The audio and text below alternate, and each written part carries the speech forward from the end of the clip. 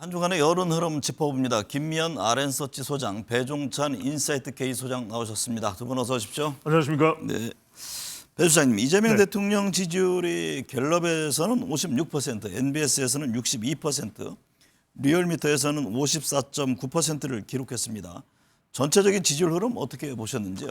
여전히 이재명 대통령 지지율 높은 지지율입니다. 임기 초반이기도 하고요. 특히 이제 중요한 것은 외교 역할에 큰 이 지지율 영향이 있다 이렇게 이제 분석을 할 수 있을 텐데 대체로 대통령이 국정 수행을 평가할 때는 경제, 이코노미 그리고 외교 안보, 시큐리티 그리고 소통, 커뮤니케이션입니다. ESC로 구성이 되는데 특히 이제 외교 효과가 가장 크게 지금 영향을 주고 있다고 볼 수 있고 최근에 이제 한국 갤럽 같은 경우에는 하락한 결과를 볼 수 있는데 이건 다른 이슈보다도 통일교 관련된 논란이 여파로 영향을 준 것으로 보입니다. 김미연 소장님, 방금 보았듯이 이재명 대통령 지지율이 NBS에서는 올랐고 갤럽에서는 하락했는데요. 통일교 정치권 로비 의혹 등의 문제가 향후 대통령 지지율 추이에 추가적으로 영향을 줄 수 있을까요? 저는 매우 제한적일 거라고 생각을 합니다. 네. 왜냐하면은 이번에 이제 거론됐던 인물 중에 이제 사회까지 포함한 사람이 뭐 전재수 전 해수부 장관 아니겠습니까? 그렇다 보니까 분사하는 지금 이 해수부 이전으로 인한 여러 가지 이제 경기가 부양될 것이라는 기대감을 갖고 있었는데 네. 이렇게 낙마하면서 일종의 공포감이 또 엄습할 수 있어요. 혹시나 이 흐름이 꺾이는 거 아닌가 하는 불안감을 자극하다 보면 현 정부에 힘을 실어주는 오히려 생각하지도 않은 역효과가 또 이어질 수 있기 때문에 저는 이 대통령 지지율, 향후 지지율의 통일교 노비 의혹은 상당히 제한적으로 생각을 합니다. 그럼에도 불구하고 놓치지 말아야 하는 거는 갤럽에서 이번 주 6%포인트 하락을 했거든요. 네. 근데 그 이유를 보면 서울에서 크게 하락을 했습니다. 서울에서 62%에서 53으로 9%포인트 하락을 했는데요. 네. 이는 제가 여러 번 이 자리에서 말씀드렸지만 그동안 서울 지지율이 갤럽 조사에서 서울 지지율이 너무 높다. 이게 뭔가 너무 튄다는 얘기를 여러 번 드렸었고요. 아마 이게 정상화된 것 같습니다. 62에서 53%로 나왔고 또 이번 주에 우리가 좀 눈여겨봐야 될 것이 뭐냐면 이 30대에서 큰 폭으로 하락했고 특히 자영업층에서 지지율이 크게 하락을 했습니다. 자영업층에서 67에서 55로 12%포인트 하락을 했거든요. 그래서 이번 주에 대통령 지지율이 이렇게 하락한 원인은 통일교 의혹도 뭐 영향을 줬겠지만 그거보다는 고물가, 고환율에 의한 물론 주식이 올라서 사람들이 뭐 경제가 하락 잘 되는 것 같다고 생각을 하시는 분도 있지만 주식을 다 하는 건 아니잖아요. 또 네. 한다고 다 돈 버는 것도 아니고 그런 거를 감안해 봤을 때 이 경제, 특히 고물가, 특히 고환율이 이 경제적 불안감을 지금 자극하고 있기 때문에 그런 것 때문에 지지율이 하락한 것으로 보이기 때문에 대통령 청와대 이제 용산에서도 어느 정도 이 부분에 대해서는 한번 살펴볼 필요가 있을 것 같습니다. 결국엔 경제 민생 문제가 네. 더 컸다 이런 진단이시군요. 배 수장님, 이 대통령이 연초 일본, 중국 방문을 추진하고 있는데요. 외교 이벤트 이후에 이 대통령 지지율 상승해 왔잖아요. 해외 순방이 내년 초 이 대통령 지지율 움직임의 주요 변수가 될까요? 그렇습니다. 주요 변수는 되는데 올해보다는 좀 제한적일 수도 있다. 왜냐하면 임기 초반에는 외교가 강하게 작동을 하고 있습니다. 그렇지만 내년의 경우에 이제 지방선거가 있고 올 연말부터 촉발된 또 새로운 또 국내 정치 이슈가 바로 또 통일교이기도 하고요. 또 하기 때문에 여러 국내 이슈들이 또 지방선거와 맞물려서 부동산 등 영향을 또 줄 수가 있기 때문에 외교 순방이 주요 변수임에는 분명한데 그 효과는 올해보다는 조금 제한적일 가능성이 있을 것으로 보입니다. 김미연 소장님, 정당 지지율 살펴보겠습니다. 갤럽에선 민주당 40%, 국민의힘 26%, MBS에서는 민주당 44%, 국민의힘 20%를 기록했습니다. 정당 지지율 추이 어떻게 보셨는지요? 일단 뭐 민주당 지지율은 30% 후반대와 40% 뭐 초반대에서 등락을 거듭하고 있는 것 같고요. 국민의힘은 뭐 20대 초반, 초중반에서 지금 등락을 지금 하고 있는 것 같습니다. 그럼에도 불구하고 그러면 국민의힘과 이 민주당의 지지율 격차가 왜 이렇게 나느냐. 이번 주에 나온 갤럽 조사를 보니까 그 답이 있더라고요. 왜냐하면 정당 호감도 조사에서 민주당에서 호감이 간다는 조사는 46%였는데요. 국민의힘에 대해서 호감이 가지 않는 사람들이 69%로 응답했거든요. 호감이 가지 않는 사람이. 69%란 말은 이제 국민 10명 중 7명이 현재 국민의힘에 대해서는 호감이 없다고 응답을 한 것인데요. 그런 걸 감안해 봤을 때 지금 이 국민의힘 지도부라든가 그리고 지금 내홍 사태가 있지 않습니까? 이 모든 것이 국민들에게는 신뢰를 얻기에는 국민의힘이 아직은 좀 부족한 것이 아닌가 싶습니다. 배 소장님, 국민의힘 지지율을 보면 NBS에서 20%를 기록했습니다.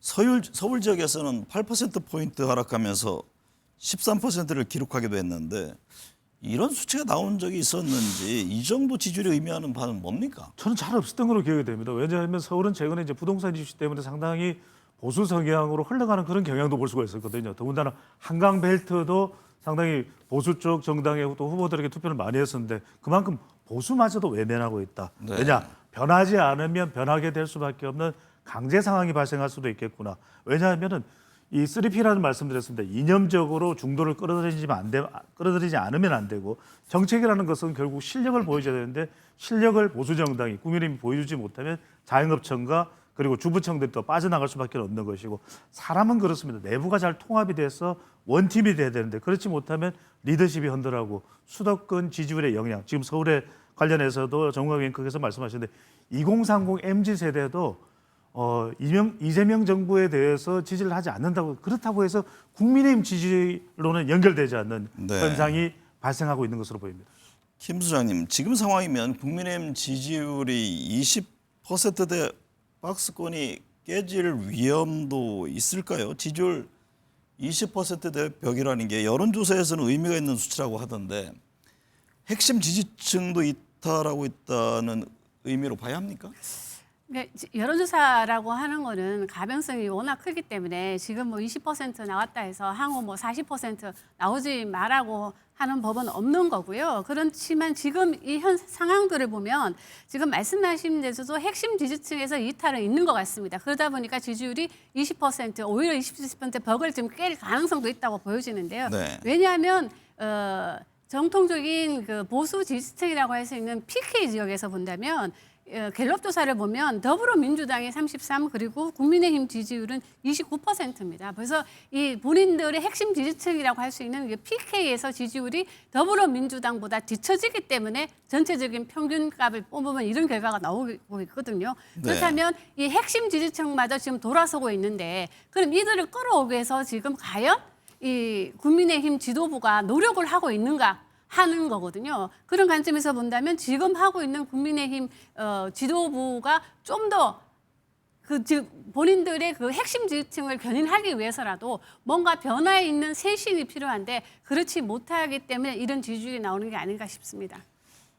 그래서 그런지 지금 장동혁 국민의힘 대표 리더십 위기론과 함께 뭐 비대위 체제라든가 한동훈 전 대표 역할론 등등이 지금 거론되잖아요. 어떤 선택을 할까요? 그럴 수밖에 없는 것이 바로 지지율 이야기를 할 수밖에 없습니다. 내년은 지방선거입니다. 이 선거에 나가는 후보자들은 특히나 지방선거는 지지율이 중요할 수밖에 없거든요. 그런데 이 2월 달에 명절 연휴가 있습니다. 설 연휴가 있는데 그때까지도 당의 지지율이 올라오지 않으면 후보자들은 잔뜩 화가 날 수밖에 없습니다. 나가는데 당의 지지율은 견인되지 못하고 그래서 중요한 것은 중수청입니다. 중도청, 수도권, 청년청들이 투표소로 나와서 투표하겠다라고 강력하게 의지를 발휘해줘야 되는데 그렇게 견인되지 않으면 앞서 또 김의겸 평론가께서 말씀해 주셨던 대로 비대위 요구가 더 높아질 것으로 보입니다. 김 수장님, 한동훈 전 대표 이 대통령과 민주당을 향해 비판의 목소리를 내고 있습니다. 내년 지방선거, 재보궐선거 출마론이 거론되던데 뭐 공천이 되겠느냐 이런 얘기도 있고요. 한 전 대표의 움직임은 어떻게 보고 계세요? 이게 아마도 그 국민의힘 입장에서는 정말 한동훈 전 대표가 뜨거운 감자가 아닐까 싶습니다. 정말 근데 이 지난주에 발표가 됐었죠. 그 12월 첫째 주에 갤럽 조사를 보면 한동훈 대표 지지율이 4%가 나왔거든요. 근데 반면에 장동혁 당대표도 4%가 나왔습니다. 저는 이걸 크게 좀 보고 있는데 왜냐하면 한동훈 후보가 정치권에 입문한 지가 지금 벌써 2년 가까이 됐지 않았습니까? 전에는 네. 법무부 장관을 했고 근데 장동혁 대표 같은 경우에는 지금 뭐 이렇게 당대표가 된 지가 지금 한 6개월이 지금 안 되는 걸로 알고 있는데요. 그런 거를 감안해 봤을 때 한동훈 대표의 그동안 역할을 보더라도 이 지지율이 4%밖에 나오지 않았다고 하는 거는 상당히 저는 의미가 있다고 보여지고요. 그렇다면 그건 보수층이라고 할 수 있는 대구 경북에서 보더라도 한동훈 후보는 뭐 5%, 장동혁 후보는 3% 정도 나왔고 PK 지역에서는 오히려 장동훈 후보 지지율이 6% 10%로 4%인 한동훈 후보가 높게 나오고 있거든요. 네. 그런 거를 감안해 봤을 때 한동훈 후보 전 대표의 같은 경우는 자기의 그 정통적인 지지층인 보수층마저도 한동훈 후보에 대해서는 상당히 지금 마음을 열고 있지 않다. 그렇게 보기 때문에 저는 공천이 되냐 안 되냐는 당 지도부가 결정한 문제라고 하지만 그러나 저는 개인적으로 윤석열 전 정부의 2인자였고요. 그리고 윤석열 전 정부가 3년 동안 행했던 모든 일에 대해서 저는 한동훈 전 대표는 알고 있지 않았겠느냐. 알고 있었는데도 아무런 조치도 하지 않았고 두 번째는 지난번 총선에서 한동훈 얼굴로 선거 치러갖고 대피하지 않았습니까? 네. 그런 거를 감안해 봤을 때 한동훈 전 대표를 다시 내세우는 거 선거 전략상 맞냐 의문이 좀 듭니다. 배 수장님, 여야 내부 상황 좀 볼게요. 민주당 내년 지방선거 출마를 준비하고 있는 최고위원 3명이 한꺼번에 사퇴하면서 최고위원 보궐선거를 치르게 됩니다. 친 이재명계와 친 정청래계의 대결이다 이런 말이 나오던데 여론 흐름은 어떻게 나타나고 있습니까? 상당히 민감할 수 있을 것 같아요. 왜냐하면 지금 계속해서 이 정청래 대표의 대표 또 수행은 의지는 단단하게 볼 수도 있지만 또 그렇지 않은 상황이 벌어지고 있거든요. 당의 이벤트입니다. 최고위원에 대한 보궐선거는. 그래서 대체적으로는 정청래 대표가 좀 더 유리할 것이다. 친청계가 유리할 것이다. 이렇게 이제 해석을 할 수 있겠지만 지난 5일이 분기점으로 보입니다. 지난 5일 이 대의원과 당원의 1인 1표제가 무산되면서 이렇게 되면서 좀 반청계의 흐름이 좀 강하게 또 나타나기 시작하고 있거든요. 네. 그래서 3명이 이제 보궐선거로 최고위원 자리를 이제 다시 차지하게 되는데 3명 중 1명 정도가 비청계일 것이다. 친명계일 것이다. 이런 이제 전망도 나오고 있습니다. 만약에 이 숫자보다 많아지거나 또는 이 사람들 사이에 친청계 쪽에서 된다고 하더라도 2자리를 또는 3자리를 가져간다 하더라도 그 표 차이가 많이 나지 않는다면 상당히 이른바 친명계, 친청계, 명청대전의 이 민감성은 더 두드러질 것으로 보입니다. 김 수장님, 국민의힘은 장동혁 대표가 계엄에 대해서 사과를 하지 않은 이후 지금 내용이 이어지고 있습니다. 초선들이 16일에 모임을 추진한다고 하는데 국민의힘 현재 내부 상황은 어떻게 보고 계세요?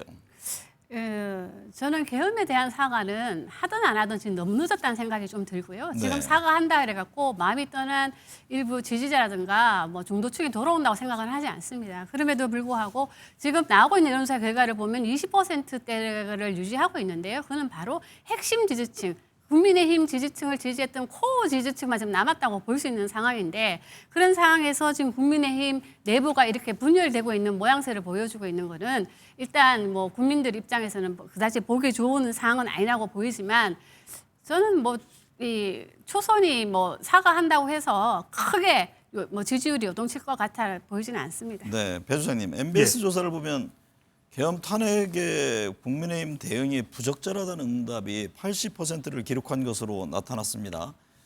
국민의힘 지지율 추가 하락 가능성이 있다고 볼 수 있는 대목입니까? 그렇습니다. 열려 있는 겁니다. 그래서 무엇보다도 중요한 것은 중도층이 들어올 수 있게끔 만드는 환경이 돼야 되는 것이거든요. 그 이야기는 비상계엄과 손절해야 된다. 그 여론조사 결과가 이 비상계엄에 대한 국민의힘 대응이 부적절했다가 무려 80%나 되는 이유이고요. 통일교 이 논란으로 얻을 수 있는 국민의힘의 반사이익은 제한적입니다. 지지율이라는 것은 주도적으로 발광체로 견인해 나가야 되는 것이거든요. 그렇다면 현재와 같은 당내 갈등 또 리더십 위기 이런 부분이 되면 중도층에서 더 이탈할 수 있습니다.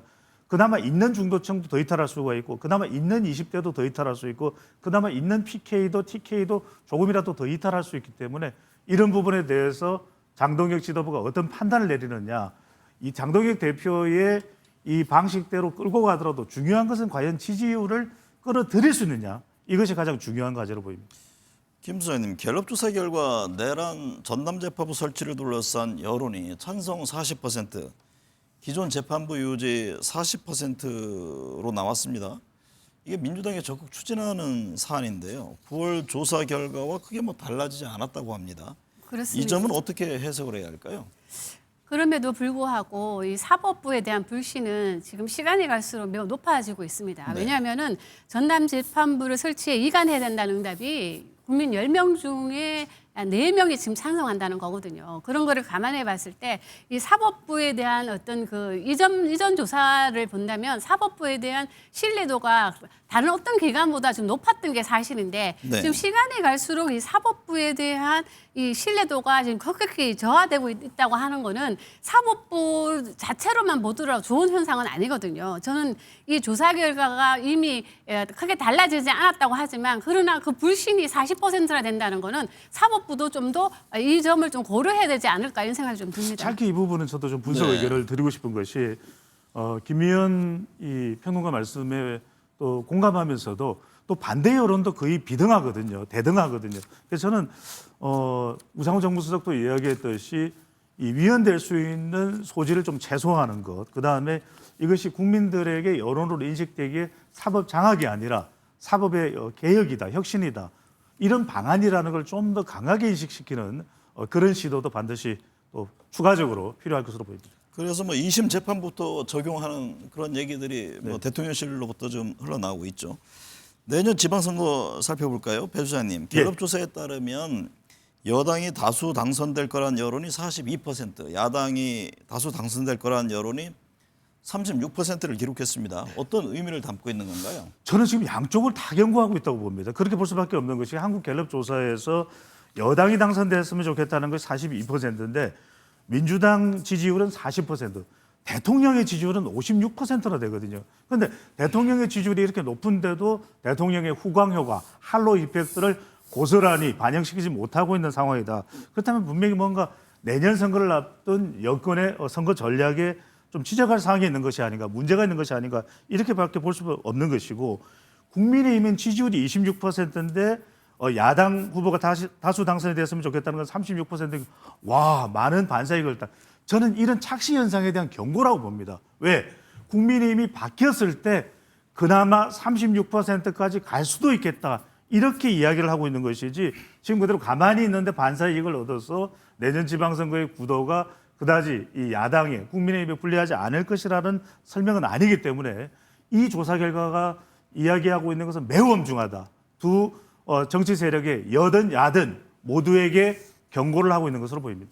김 수장님, 이재명 대통령 지지율이 60% 전후, 민주당 지지율이 국민의힘 지지율보다 2배 가까이 높습니다. 그런데 지방선거 민심에 대한 차이는 이보다는 적거든요. 어떤 이유였을까요? 그거는 그 무당층 때문입니다. 그러니까 대통령 국정 지지율 같은 경우는 뭐 갤럽 조사를 보면은 무당층이 한 9% 정도 나오는데요. 그런데 뭐 내년 지방선거에 어느 후보를 찍으려고 물어보면 무당층이 한 22% 정도 나오고 있거든요. 그런 거를 감안해 봤을 때 아직까지 선거와 대통령 지지율은 아까 말씀하신 대로 왜 후광 효과를 못 보냐? 는 게 아니고 우리나라 국민들은 이제까지 투표 성향을 분석해 보면 투표라고 하는 거는 항상 견제의 의미를 내포하고 있습니다. 그렇기 네. 때문에 이 여당한테 한쪽을 다 힘을 쏟아주는 것이 정말 바람직한 건지 아니면 일정 부분 균형과 견제가 필요하지 하지 않겠냐고 생각하시는 분들이 있기 때문에 저는 지금 나오고 있는 조사는 그냥 흐름만 보면 되는 거지 이것이 결정적이다고 보기에는 좀 어렵다고 생각합니다. 배 수장님, 통일교 금품 수수 의혹이 내년 지방선거를 뒤흔들 변수 중 하나로 언급되고 있던데요. 전재수 전 해수부 장관이 일단 물러났습니다. 향후 수사 결과가 어떻게 되느냐에 따라 달라질 텐데 부산시장 선거에는 어떤 영향을 줄까요? 저는 엄청난 영향, 압도적 영향을 줄 수도 있다. 왜냐하면 그동안은 내년 지방선거를 이야기하면서 서울을 위주로 이야기했는데 이번 이 통일교 논란이 상당히 부산에 큰 영향을 줄 수밖에 없어 보입니다. 부산 민심 지형에도 영향을 주고요. 부산 후보자 지형에도 변화를 줄 수밖에 없다. 여기에다가 이제 한일 해저 터널 이야기까지도 나오고 있기 때문에 말 그대로 부산의 민심이 이 PK 민심까지 요동칠 수밖에 없는데 지금 상당히 민주당이 또 정부 여당이 부산에 공을 들여왔거든요.